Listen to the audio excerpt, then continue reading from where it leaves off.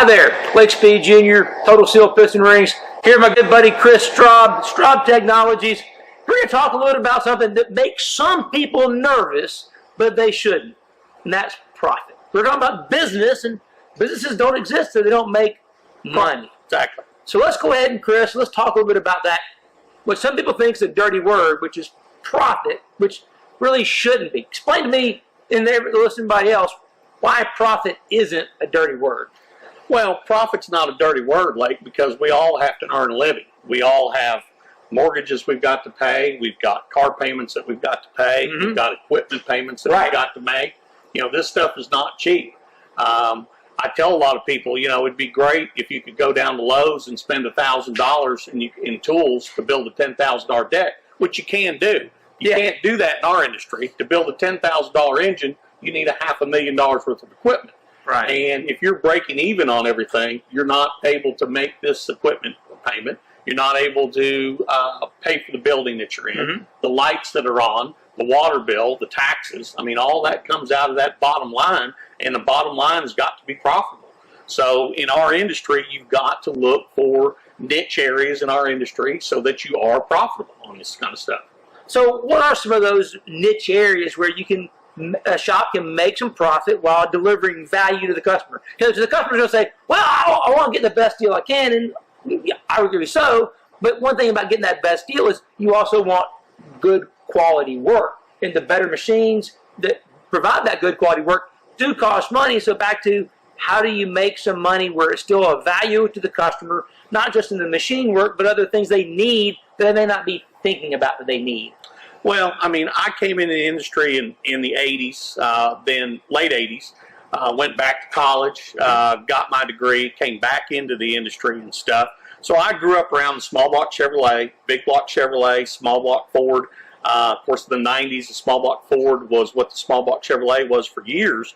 But what I can remember, we would have an engine come in, and we'd have the fasteners and everything else, and we'd put those in a basket, and we'd clean all that stuff and reuse all those fasteners. So at 52, I was kind of leery about the LS market and stuff because it looks like it's so competitive. But once I learned about torque to yield bolts and that every fastener in the LS motor has to be replaced, it cannot be reused, I got to looking at it and I said, wait a minute. So you mean every camshaft kit that goes out the door has got to have new head bolts, it's got to have new harmonic dampener bolt, other head bolts, and other different fasteners. So I looked at putting some kits together, and the LS platform is very GM loyal. The OEM parts, we know you can build 1,000 horsepower. Right. I mean, you know, back in the day, and your dad especially, you take a 23-degree headed small block Chevrolet with all stock parts, ported, nasty camshaft, you'd be lucky to break 500 horsepower. Oh, exactly. So, oh, yeah, I knew. I mean, so these LSs today, I mean, we're dealing with a 15-degree head or a 12-degree head, and something that flows over 300 CFM out of the box type deal. It's nothing to make 600 horsepower with stock parts. And we know in a boosted type application, the OEM bolts and the OEM parts will do 1,000 horsepower to the crankshaft, no problem. So where the aftermarket has enjoyed replacing some parts and fasteners and different items, the general public, the end user on the LS stuff, really looks at the GM parts as, hey, this stuff works and that's what I want. Yeah, okay. So taking these parts, when you look at a camshaft kit on a small block Chevrolet and you didn't have to change the head bolts and everything else, we actually put kits together where you've got all the head bolts, all of the fasteners that you need for a camshaft change, and different other things for the camshaft change. It's an added sale that if the machine shop customers went to the General Motors dealership, they'd be looking at almost $600 for all those parts at pricing. Okay. Okay. Yeah. This is an area with our pricing, it allows the shop to at least make 30 or 40% and still be under that GM price by about 30, 34%, something like that. Wow. So there's value to the customer. So there's value to the customer. Now, stop for a minute. Why do those bolts need to be replaced? If I take that bolt out of the engine and it looks good, why can't I just put it back in? Well, on a torque to yield bolt, and this technology actually comes from NASA. It was developed by a company down in Huntsville, Alabama, for the rocket program type deal. And on a That's where Space Camp is, by the way, if you didn't know. Yes, it is, and it's going to be back in session this year. All right. And a torque to yield bolt, they could save weight. For GM, as far as they could use a smaller diameter bolt and put it in a torque yield position and reduce weight. And of course, the OEMs are trying to reduce the mass of the vehicles for better fuel economy, of course, to make the EPA standards and stuff. So on the torque to yield bolt, since you're taking it to its yield point, it's not able to be reused in a situation like this. Because you stretched it, because it's essentially a spring. Yes, You correct. stretch it to the point where it will not return back to its free state. So you can never get that same amount of clamping force because the spring has already been stretched too far. Correct. Okay. Correct. All right. And previous engines didn't have, we didn't stretch them to their yield point, so they could be reused. All right. Exactly. Yeah. Another thing too is even with plugs, we would replace the freeze plugs and everything else. The LS platform has some plugs and stuff that go in the block. And it was interesting, one of the OEM remanufacturers was trying to reuse these plugs and not buy the new ones. But in GM's infinite wisdom, there is a crush washer that is embedded into this plug. So yes, it can be cleaned, but the crush washer has already been put to its point. So they were actually having leaks on the blocks. Because it will never say Exactly. yet. So you take somebody that's going through a complete LS motor where we might have taken the core plugs out or the pipe plugs out and put a little thread seal and reused them. You can't on the LS motor. Same thing with this brass plug that goes in it. It would actually leak. It's got a crush factor in it that it can only be reused once. So all this stuff has to be replaced. So a lot of the common problems people have when they're doing their junkyard LS rebuild, they may not even know that they've induced their own problem because you can't tell that they're not correct anymore. Correct. You wouldn't be able to feel that. You could still get, and if you're looking at a torque wrench, you can still get it to click at 75 foot-pounds or whatever you set it to.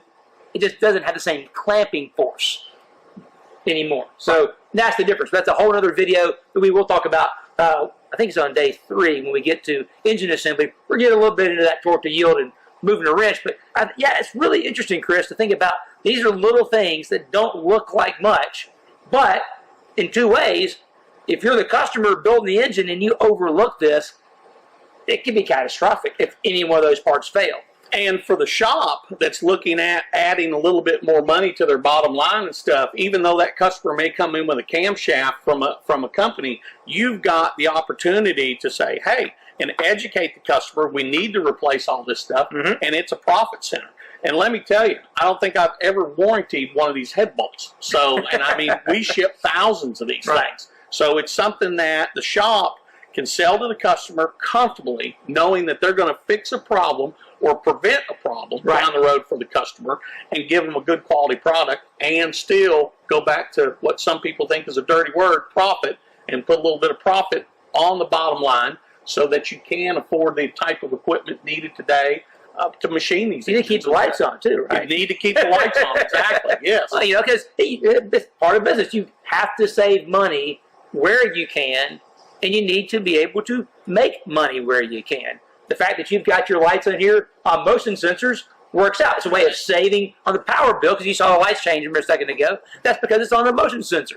And we're sitting still, so we're not flipping the light switch. Saving money there, able to make some money here because in the day, that customer, like if you're the customer, put yourself in the customer's shoes. I buy an engine from somebody. If there is a situation down the road, you want to be able to call them and come back to them. If you're not making any money, if the business isn't profitable, if the manufacturer's not profitable, guess what? They're not going to be there for you when you need tech support or whatever else that you may need somewhere down the line. So it's important. Profit is not a dirty word. And Chris, I really appreciate you sharing your experience and a little bit of insight. Is there any other parting words of wisdom you would give to a shop owner or to a customer that's dealing with a shop in terms of what's the right way to think about going through this process? Well, to me, on the parts, you've got, if you got somebody standing in front of a machine, that type deal, you're paying the insurance, you're paying a salary, and the whole bit. Something like this, when you look at the profitability on some of these parts and stuff, a good counter guy and investing in a good counter guy that understands a given engine platform, whether it be the LS, the LT, the Coyote motors, the late model Hemis and stuff, that person can earn you quite a bit of money and be able to put profit on the bottom line. Let's face it, GM's got 40 million of these LSs out there, okay? I'm told by an old GM executive, they always figured that somewhere between 5 to 7% would be modified. So you're looking at 2 million, 2.2 million possible customers out there. And with only 3,500 automotive machine shops across America these days, there's plenty of potential customer base out there. And the LT platform, we're told, is going to be good for GM through 2025. Okay. And there are some common parts shared among the LS platform. It's been here since 1997. So we're not going anywhere. Okay. Right. It's going to be here for quite a while. So a good counter guy that's well versed in this stuff and looking at comparing prices on the internet, which to me, Amazon and eBay have actually helped us out because of the free freight deals and stuff. Prices on the parts themselves have gone up over the last 10 years. Because they're adding the freight to it. Because they're adding the freight to it, exactly. Everybody thinks they're getting something for free. Nothing's for free. Nope. And so you're able to compete, but it will take the investment in a good counter guy. So again, along with that profitability, look at your parts guy the same as you would look at a machinist standing in front of a machine like this. They can generate profit, and putting a good phone guy on the phone, I think, is very important. And there's a huge value to the customer too, because as the customer, the last thing you want to do is go buy that camshaft, buy all these other parts in your engine, and then make the mistake of reusing something you shouldn't have reused that causes catastrophic failure, because now you're out all the stuff you already paid for because you didn't buy the extra few pieces that you need. I mean, we see it every day. I mean, I know I hear it at Total Seal. Sometimes people go buy the wrong parts on the front side because they didn't talk to someone and have that conversation before they laid the money on the counter. You want to buy the right parts, and that knowledgeable counter guy, that phone guy, can be that guy that can help you understand. You're trying to do X. Here are the parts you need. Here are the other things we recommend you should do in order to make sure you protect your value, because that's a big part of it. To me, that's all protecting value. I've got a signature that I put in my screen names on multiple forums and stuff, and I always, it says, why is it that we never have enough time and money to do it right the first time, but we've also got time, but we always have time and money to do it again? Right. And doing it right the first time, it will always be cheaper in the long run. And for those customers that come in and tell you that they're on a budget, well, now it's even more important, that they get the right thing, the right part to be able to accomplish their goals the first time out. Because that second time, I guarantee it's going to be double the money. Oh, there's always collateral damage. Yes. My dad beat that into my head. If you have the time to do it right the first time, it's all you got to have. Because if you're not going to have time to do it, if you're in a hurry, then guess what? You're probably going to make a mistake. Right. So you got to slow down, do it right the first time. Otherwise, or his whole thing was, if you don't have the time and energy to do it right, you just shouldn't do it at all. He beat that into me as a kid, right? So, yeah, it's just, thank you, Chris. Appreciate you taking your time to share with everybody these little insights. You're going to be back again in a little bit to talk a little bit more about how these things can also help you make some money and save time and operate your business more efficiently, aren't you? Yes, I am. And Lake, I appreciate your time and here at the Engine Performance Expo show. I know, hard to say. I'll say it 3 times fast. I'm just going to go EPE. How about EPE. that? Okay, all right. Well, again, thank you everybody for watching this segment of the Engine Performance Expo. We'll see Chris here in a little bit longer. Thank you. What a day, what a day, what a day. Yeah, my brain is swollen. I've learned so much today. They told us, don't start cars. We are not going to listen.